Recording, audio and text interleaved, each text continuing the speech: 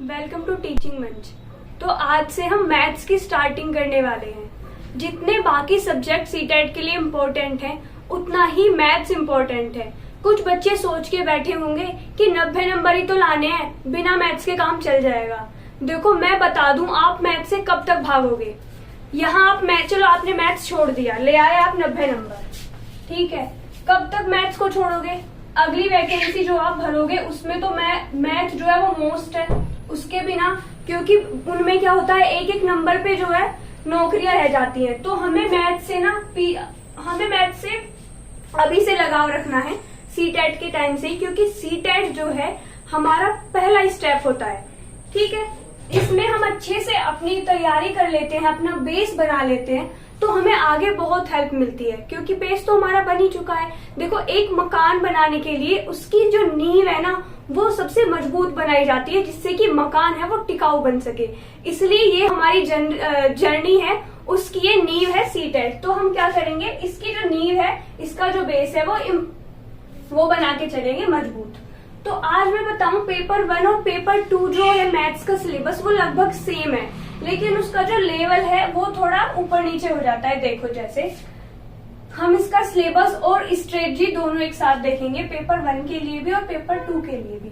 Paper 1 में क्या होता है, टॉपिक्स जो हमें दिए जाते हैं पेपर में वो 1st to 5th क्लास तक के होते हैं, जैसे कि मल्टीप्लाई हो गया और डिवीजन हो गया, ठीक है, प्लस माइनस।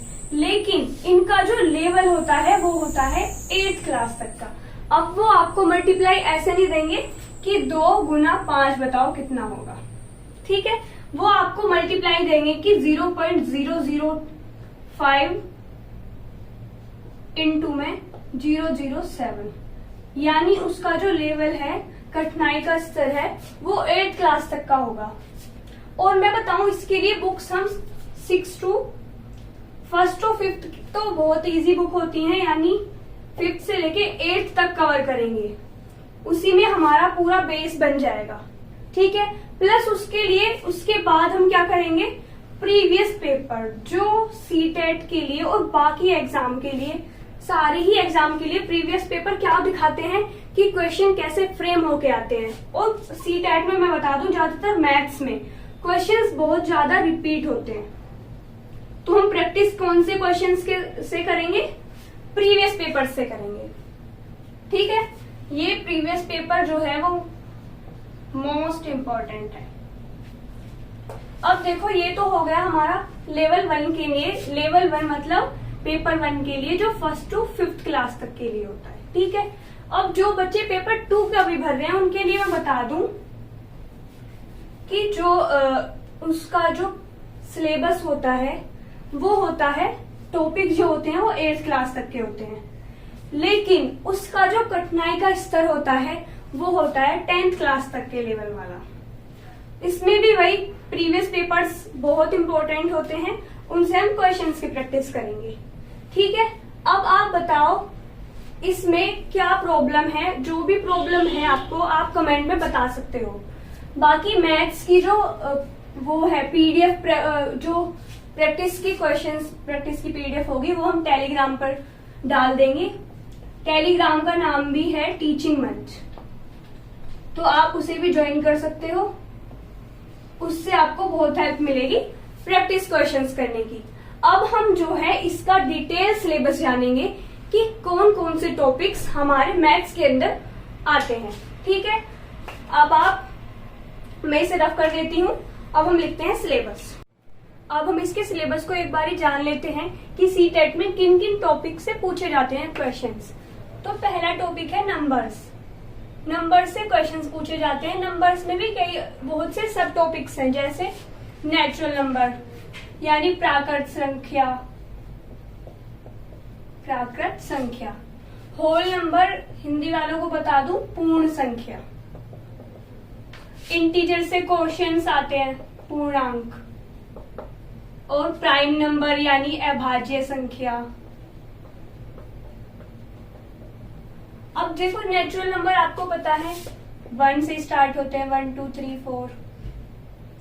होल नंबर में पूर्णांक, सारी पूर्ण संख्याएं आ जाती हैं। इंटीजर्स में माइनस वाले भी आ जाते हैं।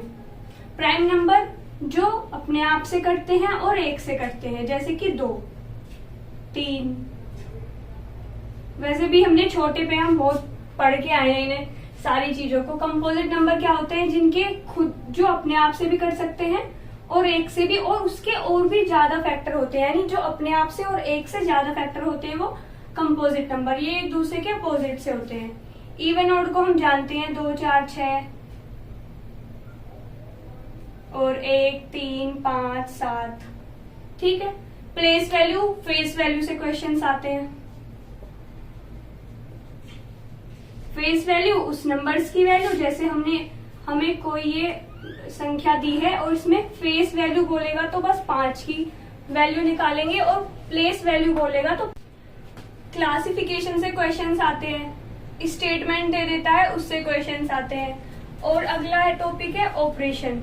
अभी मैं आपको बता दूं, हम बेसिक से लेके चलेंगे और हाई लेवल तक चलेंगे, लेकिन आज हम बस सिलेबस डिस्कस कर रहे हैं, इसलिए हम बस इनको ब्रीफ में जान रहे हैं सबको कि ये क्या होते हैं। बाकी नंबर्स पे अलग से वीडियो आएगी, क्लासिफिकेशन पे, यानी इस हर एक टॉपिक की डिटेल में डिस्कशन होगा। अभी क्योंकि हम सिलेबस जान रहे हैं इसलिए थोड़ा ब्रीफ में समझेंगे कि क्या क्या चीज से कैसे कैसे क्वेश्चंस आ सकते हैं। मल्टीप्लीकेशन से क्वेश्चन आता है। देखो ऑपरेशन में वो जोड़ने घटाने से वो पॉइंटों में दे देते हैं, पॉइंट वाले जोड़ घटाओ, ये सारे क्वेश्चंस। मल्टीप्लीकेशन आते हैं, मल्टीपल फैक्टर्स भी आता है।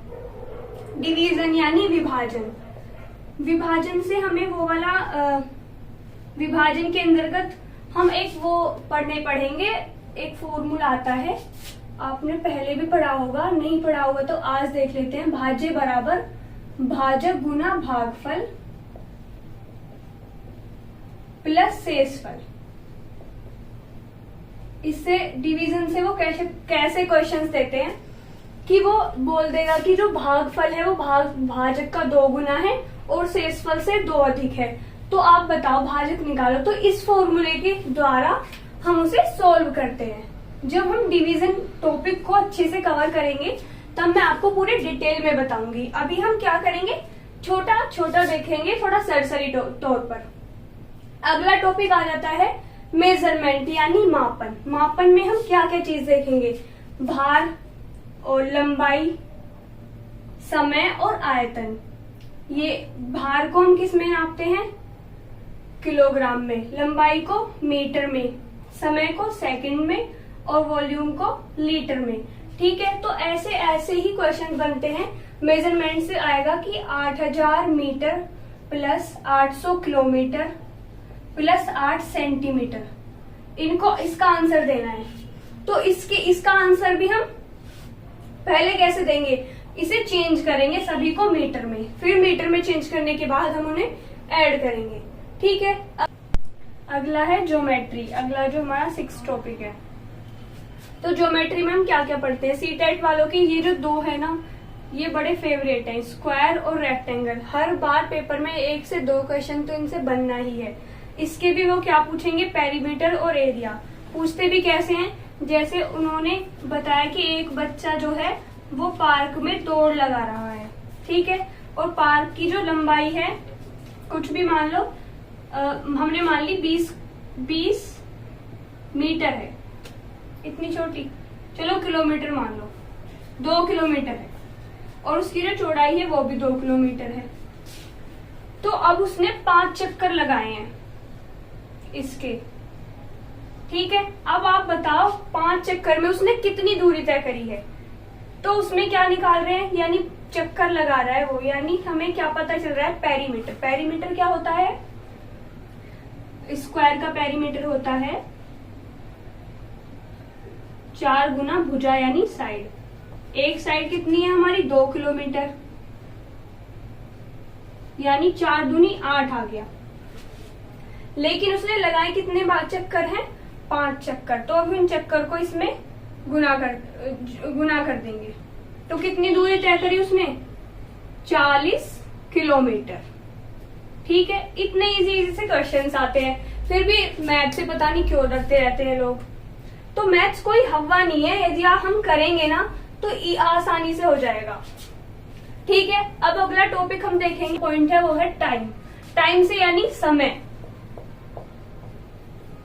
और देखो समय जो है वो सभी को देखना आता होगा नॉर्मली, जिसमें कितने होते हैं हमारे 12 घंटे होते हैं। लेकिन इसमें क्वेश्चन ये वाला ना पूछकर वो दे देते हैं ट्रेन का टाइम। ट्रेन में कैसे देते हैं कि कोई ट्रेन 13 बजे चल रही है और 19 बजे तक पहुंच रही है, तो इसका हमें टाइम बताना है। तो यानी ट्रेन का जो टाइम होता है वो कितना होता है 24 घंटे का। उसमें जो है जो 13 बजे होते हैं, यानी वो जो 13 बजे हैं वो दोपहर के 1 बज रहा है। ठीक है, अब 1 कब बजेगा? एक जब बजेगा रात वाला, यानी जो रात मतलब सुबह के 1 बजेंगे वो नॉर्मली ट्रेन में भी 1 ही बजेगा, लेकिन जो दोपहर के हमारे 1 बजेगा वो हमारा 1 ना बजकर ट्रेन में 13 बजते हैं। ठीक है, तो ट्रेन 13 बजे से 19 बजे तक आएगी, तो इसे जो है हम अपने टाइम के अकॉर्डिंग कन्वर्ट कर लेते हैं। उससे क्या होता है, हमें ऐड करने में या सब्ट्रैक्ट करने में आसानी होती है। ठीक है, तो हमें इसमें क्या ऐसे क्वेश्चन हो जाते हैं। प्लस इसमें हम एक फॉर्मूला भी पढ़ते हैं, ऐसे क्वेश्चन आते हैं। प्लस इसमें आता है चाल बराबर दूरी बटे समय। कभी वो क्या बोलेगा, उसकी चाल निकालो, कितनी स्पीड से वो चल रही है। दूरी दे देगा, टाइम दे देगा। कभी टाइम निकालेंगे तो टाइम निकालने के लिए क्या कर देंगे, ये जो चाल है ये उसके बटे में आ जाएगी। ठीक है, अभी इसे हम शॉर्ट में देखते हैं कि हमें ये अंदाजा हो जाए कि भाई इन जो से टाइम है उस टॉपिक से कैसे क्वेश्चन बनते हैं। इसलिए अभी हम शॉर्ट में देखते हुए चल रहे हैं। अब हमारा अगला टॉपिक है ज्योमेट्री शेप्स का। ज्योमेट्री शेप से कैसे क्वेश्चन आते हैं, सिमेट्री। सिमेट्री का हिंदी अर्थ होता है सममिति, यानी समान मिति वाली। जो सिमेट्री है वो क्या होती है, देखो कोई भी सिमेट्री कब बनेगी। जैसे मेरा एक हाथ है, मैं इसे कब बोलूंगी कि मेरे दोनों हाथों की जो सिमेट्री है, मतलब मेरे दोनों हाथ सिमेट्री है। मतलब इसका होता है कि जो हमारा बेस है और ये ऊपर वाला है, ये दोनों एक दूसरे को प्रॉपर ढक ले, कुछ भी दिखाई ना दे। जैसे मैं पेज से समझा दूं आपको, जैसे कौन सी शेप का पेज है, क्या दिखाई दे रहा है आपको, रेक्टेंगल। रेक्टेंगल की जो है वो लंबाई जो इक्वल होती है, चौड़ाई इक्वल होती है। अब हम देखेंगे ये इसमें जो है कितनी सिमेट्री है, और ज्यादातर रेक्टेंगल और इसकी स्क्वायर की सिमेट्री पूछी जाती है। अब देखो ये हमारा रेक्टेंगल मतलब आयत, जिसकी लंबाई और चौड़ाई इक्वल होती है। मतलब कि ये वाली साइड इसके बराबर, ऊपर वाली साइड इसके बराबर। अब क्वेश्चन आता है कि इसमें बताओ कितनी सिमेट्री होती है। तो हमें कैसे पता चलेगा, यानी अभी हमने पढ़ा है कि जो एक बेस जो है दूसरे के ऊपर पूरा ढक जाए, सीधी सी भाषा में।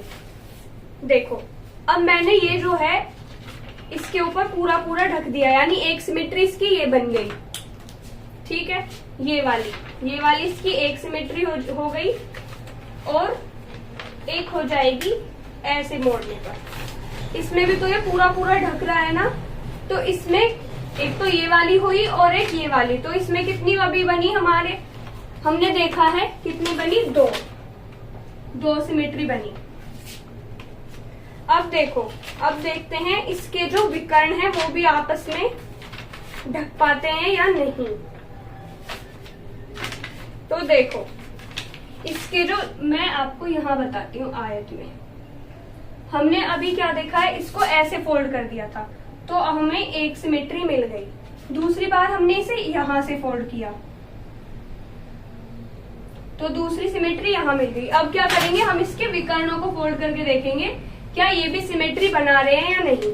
अब हमने देखा भाई ये वाला जो स्पेस है, ये वाला जो भाग है, ये हमारा रह गया, बच गया, तो ये सिमेट्री नहीं बनी है। तो इसमें कितनी सिमेट्री बनी हमारी टोटल, यानी सममिति रेखाएं वो बनी 2। ठीक है, तो आयत का तो हमने अभी पढ़ लिया है कितनी बनी है। बाकी वर्क का आप जोड़ के बताना। आप एक जैसे A4 शीट है, इसे हम वर्क कैसे बनाएंगे, इसके जो विकर्ण है उसे ऐसे कर लेंगे। ठीक है, और इसे फोल्ड करके ये वाला जो बचा हुआ भाग है इसे कट करेंगे, और ये वाला पार्ट होगा, ये हमारा क्या बन जाएगा, स्क्वायर। तो इसका आप करके बताना कि स्क्वायर में कितनी सिमेट्री लाइंस हैं, कितनी सिमेट्री रेखाएं हैं, कितनी सिमेट्री बनी है। ठीक है, अगला पॉइंट है हमारा ये वाला ज्योमेट्री शेप हो गया। फिर है पैटर्न। पैटर्न से कैसे क्वेश्चन बनेंगे, यानी कि देखो इसमें छोटे से छोटा पैटर्न भी आ जाता है, बड़े जो पेपर 2 के लिए थोड़ा हाई लेवल हो जाता है, जैसे कि 1 2 3 4। अब आगे क्या आएगा, ऑब्वियस सी बात है कि हमें पता चल गया भाई 4 पैटर्न जो है वो 1 2 3 4 लगातार आ रहे हैं, तो इसमें 5 आ जाएगा। इतना भी बेसिक नहीं आता। देखो अब इसमें आपको 2 का टेबल दे देगा, 2 दूनी 4 6। अब दे देगा वो 3 का, 3 2 3 4 6 6। ठीक है, अब हम आगे देगा कि क्या है, क्या आएगा यहाँ इस वाले जो भाग है इसमें क्या होगा। तो हमने देखा 2 दूनी 4 2 3 6। ठीक है, इसमें जो है वो 2 का पैटर्न भी, 2 के टेबल का पैटर्न भी आएगा और 3 का भी। देखो 3 दूनी 6। तो आगे क्या आएगा, क्योंकि नीचे 2 का आएगा, 2 का बना हुआ है, तो 2 का अब इसके आगे जाएगा इस वाले भाग में। यहाँ आएगा 3 के टेबल का, तो 3 दूनी 6 3 3 9। तो इस क्वेश्चन मार्क में क्या आएगा, 9 इसका आंसर हो जाएगा। ऐसे ही हमें अलग अलग पैटर्न देखने को मिलते हैं हमारे पेपर में। मनी से क्वेश्चंस बनते हैं। ठीक है, डाटा हैंडलिंग से भी अब के पेपर में क्वेश्चंस आने लगे हैं। उसका भी मैं आपको एक एग्जांपल बता दूं। जैसे एक हमें पाई चार्ट दे दिया, इसे बोलते हैं हम पाई चार्ट, जो होता है 360 डिग्री का।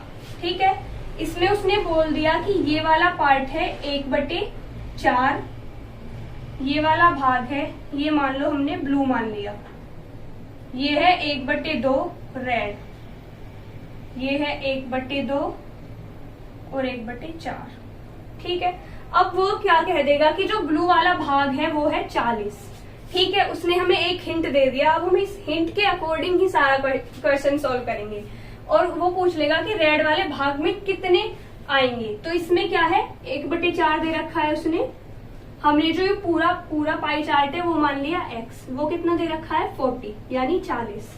ठीक है, x की वैल्यू हम निकाल देंगे, ये उधर चला जाएगा, भाग में है उधर जाके गुना में चला जाएगा, यानी 160। तो टोटल हमारे कितने आ गए 160। और रेड वाला हमें उसने पूछा है तो हम आसानी से निकाल देंगे x की वैल्यू यहाँ पुट करके, 2 8 16 यानी 80।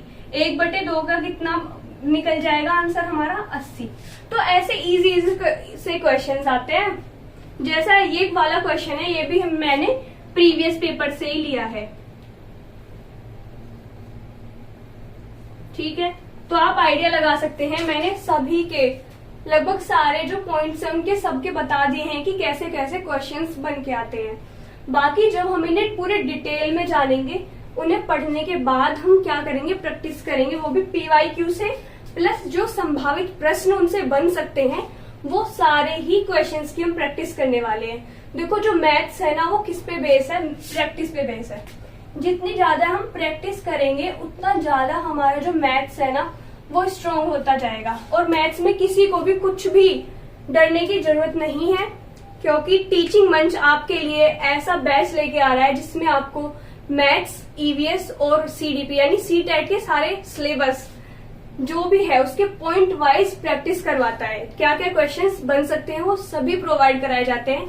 अभी हमने आज क्या डिस्कस किया है, इसका सिलेबस। अगली वीडियो में हम नंबर से स्टार्ट कर देंगे और पूरा डिटेल में हर चीज को जान के चलेंगे। ठीक है, मिलते हैं अगली वीडियो में। अगर वीडियो अच्छी लगी हो तो लाइक कीजिए, ऐसी ही अगली वीडियो देखने के लिए सब्सक्राइब कीजिए। मिलते हैं अगली वीडियो में, धन्यवाद।